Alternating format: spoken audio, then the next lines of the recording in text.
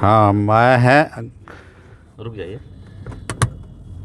Rajendra Singh Yadav, social activist, सामाजिक कार्यकर्ता और राजनीतिक कार्यकर्ता हैं और राजनीतिक विश्लेषक भी हैं।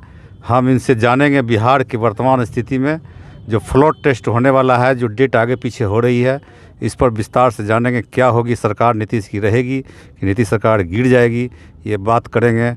राजेंद्र सिंह यादव जी, बहुत बहुत धन्यवाद निराला जी। आपने बहुत ही गंभीर सवाल उठाया है। आज पूरा देश बिहार को, पूरे देश बिहार के लोग, बिहार को नहीं भारत के लोग 12 तारीख का इंतज़ार कर रहे हैं और फ्लोर टेस्ट का इंतज़ार है। लेकिन सवाल ये है कि जो 12 तारीख का परिणाम आएगा, ये मामला ये नहीं है, मामला ये नहीं है कि सरकार गिरेगी या बचेगी। मामला यह है कि भारतीय जनता पार्टी लोकतंत्र बचने देगी कि नहीं बचने देगी। भारतीय जनता पार्टी चाल और चरित्र रहने देगी कि नहीं रहने देगी। भारत में जो संस्कृति रही है, भारत का लोकतंत्र दुनिया का सबसे बड़ा लोकतंत्र है और उस लोकतंत्र को खत्म करने पर आमदा है। आपको जानकारी मैं दे दूं कि आज पूरे देश में शर्मिंदगी है। जो घटना हुई है चंडीगढ़ के अंदर, आप पत्रकार साहब, निराला जी, मैं कहूँगा आप भी किसान नेता हैं और हमेशा देश के किसानों का मामला उठाते हैं। मैं आज भी कह रहा हूँ कि आप एक बात दिखाइए और एक सूचना दीजिए, देश के लोगों को बताइए कि किस तरह से भारतीय जनता पार्टी को सुप्रीम कोर्ट ने फटकार दिया है। कैसे अलोकतांत्रिक तरीके से बेईमानी करके, चोरी करके, ये वोट को बढ़ा करके और वहाँ की मेयर को बर्खास्त करने का काम किया, बर्खास्त नहीं गिराने का काम किया, ये पूरे देश देखा। और किस तरह से जो प्रयास हुआ झारखंड के अंदर ईडी और सीबीआई के माध्यम से, जिनको लगा था कि राजनीति के जो कलाकार हैं हेमंत सोरेन जी को जेल के अंदर बंद कर देंगे और हम भारतीय जनता पार्टी को महाराष्ट्र के तर्ज पर सरकार बना लेंगे। लेकिन मैं धन्यवाद देना चाहता हूं और उनकी हिम्मत को दाग देना चाहिए कि एक ट्राइबल का बेटा परवाह नहीं किया और ईडी और सीबीआई से लड़ा, और लड़ा ही नहीं, आपको ये भी जानकारी दे दूं निराला जी कि उन्होंने SC/ST एक्ट के तहत उन पे कार्रवाई भी किया, उन पे FIR भी कराया है। आने वाले समय में ईडी की लोगों से हिसाब किताब चुकता होगा। जब सरकार बदलेगी तो इनको मालूम पड़ेगा कि गलत करने का सजा संविधान क्या देता है, कानून क्या देता है। एक कानून के साथ जो खेल रहे हैं तो हमें ये भी है। और आप कह रहे हैं कि आप अगर भारत में लोकतंत्र बचने देते तब तो ये बिहार में जो फ्लोर टेस्ट है, आपको जानकारी दे दूं कि नीतीश कुमार जी को जबरदस्ती वहां ले जाया गया ईडी और सीबीआई का डर दिखाकर। राधाचरण सेठ क्या जब छापेमारी हुई, बेनामी बहुत सारी संपत्ति मिली, नीतीश कुमार जी के 2 रिश्तेदार के उस लॉ में आ गए, नाम आ गया, तो उनको कहा कि 2 लोगों का नाम आया है, ये दोनों नाम में नीतीश कुमार जी की बेनामी संपत्ति इसमें जोड़ा जा रहा है। और वो दौड़े दौड़े चले गए और मोदी के चरणों में नमो नमो करने लगे, मोदी शरणम गच्छामी करने लगे। तो बड़ा ये चिंता की बात है। लेकिन फिर भी मैं कह रहा हूं, आज बदला लेने के लिए तैयार हैं जीतन राम मांझी जी।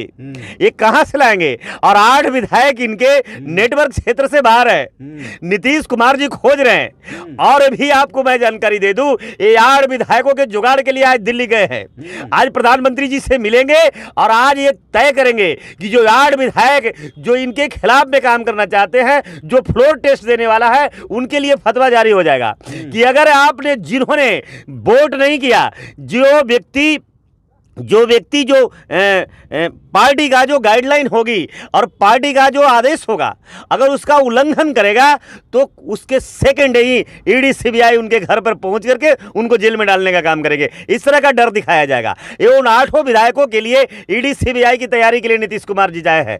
तो मैं आज भी मैं कहता हूं कि ऐसी कोई बात नहीं है, ईडी सीबीआई से भी लड़ने के लिए लोग तैयार हैं। ईडी सीबीआई से आपने देखा कि नहीं देखा? आप देखिए, तेजस्वी यादव जी रिजाइनेशन किए, लालू यादव जी आज भी मुकाबले किए, 9 घंटा एक 90 साल 85 साल के सीनियर सिटीजन को, जो 2 बार चीफ मिनिस्टर रहे, रेल मंत्री रहे हैं, राजनीतिक धारा का एक केंद्र बिंदु रहे हैं, वैसे उतने बड़े नेता को, सामाजिक न्याय के पुरोधा को एक साधारण अधिकारी के सामने 8-8, 9-9, 10-10 घंटा डिटेन किया जाता है, अपमान किया जाता है। भारतीय जनता पार्टी नहीं बचेगी।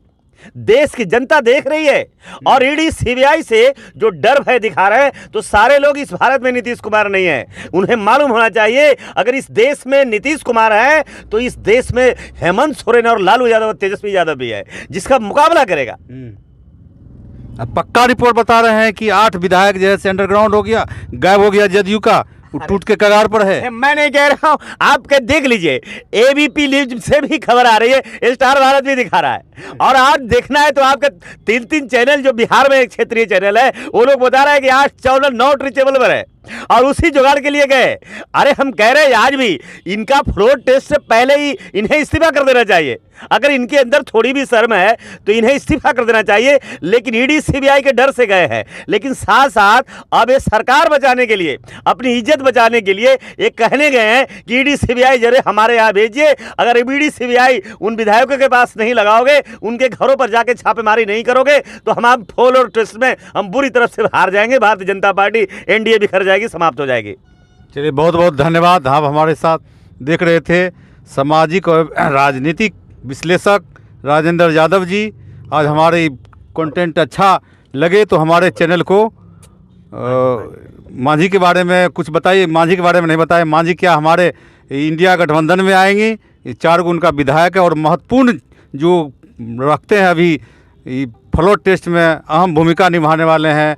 जितना मांझी के बारे में बताइए, क्या वो टूट जाएंगे? देखिए निराला जी, मैं आपको बता दूं, जो जादुई आंकड़ा 122 का है और 115 का आंकड़ा महागठबंधन के पास है। बहुत अच्छे तरीके से जरा से एक बार समझिएगा। और ये एनडीए कह रही है कि हमारे पास कितना का है, कितना आंकड़ा उनके पास है? 128 है। अब मुझे बताइए, 8 को घटा दीजिए, 120 बच गया। 28 में 8 हटा दीजिए, कितना बच गया? 120। और 120 में 4 माइनस कर दीजिए, 16। 116। 116 एनडीए के पास है और महागठबंधन के पास कितना है? 15 8 23 4 27 127। अब बताइए कि किस तरह से बुरी तरह से पराजित हो रही है भारतीय जनता पार्टी। एनडीए किस तरह ताश की पत्ता की तरह बिखर रहा है। और ये भी मैं बता दूं, अगर 8 विधायक इनके नहीं आए फ्लोर टेस्ट में तो मामला कहां पर चला जाएगा, ये भी आप देख लीजिए। और साथ साथ एक बात और मैं कह रहा हूं, मांझी जी बदला लेंगे।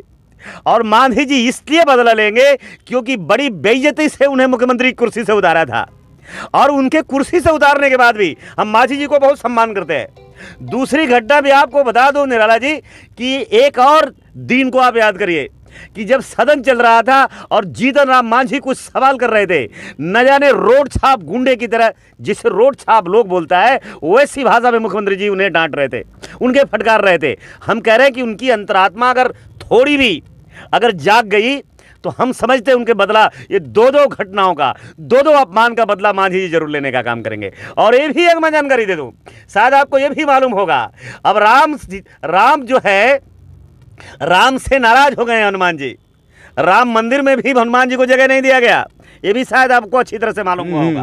और ये भी मैं कह रहा हूं, जो बिहार की राजनीति का जिसे हनुमान कहते हैं लोग, मीडिया के लोग बोलते हैं या और कुछ लोग बोलते हैं, तो बोल रहे हनुमान जी भी नाराज हो गए और हनुमान जी भी मांझी का समर्थन कर रहे हैं, पीठ थपथपा रहे हैं और कह रहे हैं कि इन्हें मुख्यमंत्री बनना चाहिए। तो मैं तो कहता हूँ, आज भी मैं कहूँगा, मैं तेजस्वी यादव जी से, आदरणीय लालू यादव जी से कहूँगा कि बिल्कुल एक त्याग की भावना, त्याग की धारा बहाइए और जीतन राम मांझी जी को मुख्यमंत्री बनाइए, ये अवसर दीजिए आप। और भारतीय जनता पार्टी को भगाइए, डंडा लेके 2024 में बिहार के 40 सीटों पर सफाया करने का काम करिए। बहुत बहुत धन्यवाद। हमारे चैनल को वीडियो अच्छा लगे तो सब्सक्राइब कीजिए, लाइक कीजिए और अपने इष्ट मित्र को शेयर कीजिए। Thank you.